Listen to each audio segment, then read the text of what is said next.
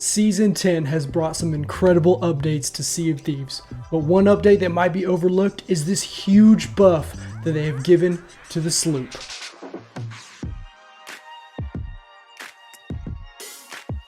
Now, if you saw my last video where I speculated about what we saw in the update video for Season 10, I admit I was wrong.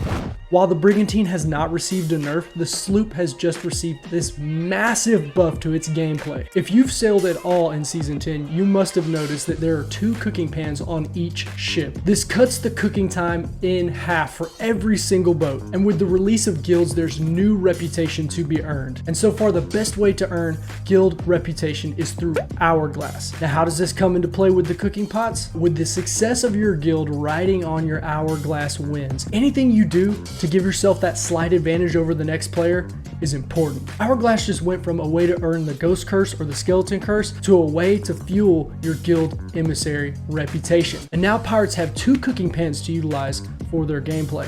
Not only is cooking worth it now, but if you don't cook, you could be at a huge disadvantage. Say somebody sets your ship on fire and you don't want to waste those precious resources to heal yourself after you extinguish the flames. You can rely on Overheal. What is Overheal and why is it such a big deal?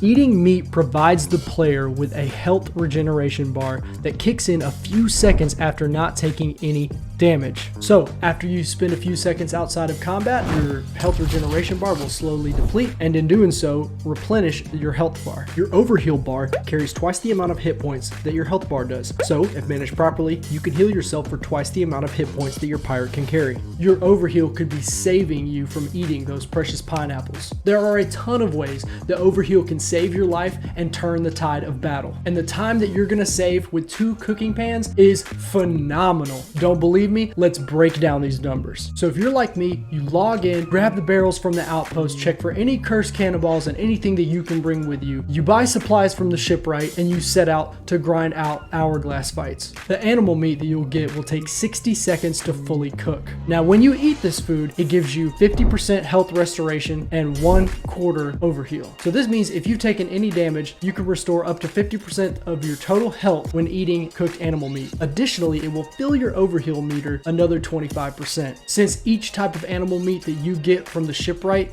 has 2 bites, this means that a sloop with 2 cooking pans will cook 1 time for a total of 60 seconds, and they will have full health and full Overheal. So a Brigantine with 2 cooking pans would have to cook for 180 seconds to receive full Overheal. And a galleon with 4 crew members would have to cook 240 seconds for each player to receive full Overheal before going out on an adventure. Now, let's assume that the average player plays about 2 to 3 times a week and they cook once per session. If you're on a galleon, that means each week you're gonna spend 12 minutes of your life sitting in front of a cooking pan, as opposed to a sloop who's only gonna spend 3 minutes of their life sitting in front of a cooking pan. And this is why solo slooping has just become so OP. This change applies to more than just PvPers. Remember all those cooking commendations under the Hunter's Call menu? Remember all those voyages you've done in the pesky Devil's Roar? The steaming hot geysers shooting you straight up in the air only to leave you landing on the ground and losing a portion of your health? Now you got a reason to cook. At this point, no player should go without Overheal. So if you like this change and you think solo slooping is OP, leave a like, share, favorite, subscribe, ding that notification bell, and check out the YouTube channel. I might be live streaming, and we'll see you guys next time.